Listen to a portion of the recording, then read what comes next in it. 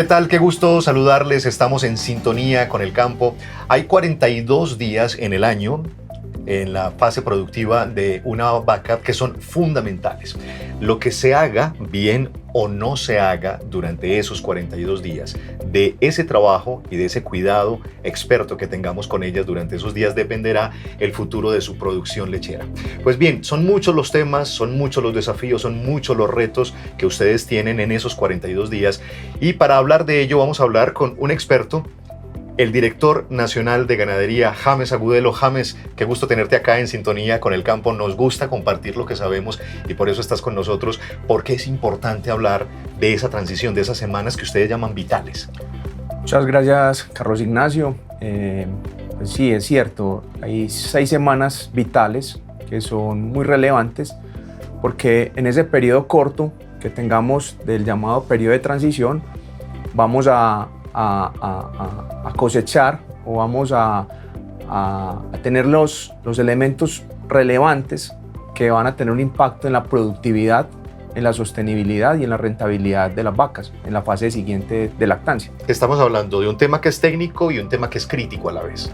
Así ¿cierto? es. De una altísima especialización, o sea, lo que, como decimos, lo que se haga ahí de una o una buena manera dependerá. Empecemos a hacer foco.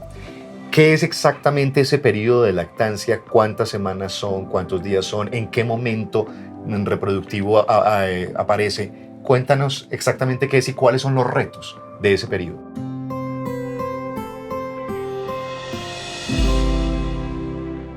Bueno, de una manera muy pedagógica, muy resumida, pues podemos, cuando hablamos de periodo de transición, es importante recordar la etapa productiva de una vaca de leche.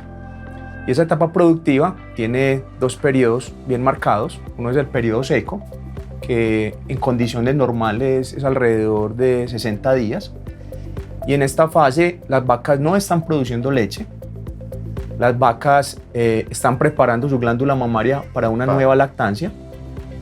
Y adicional, la vaca está finalizando un periodo de gestación. Entonces, ese es un periodo.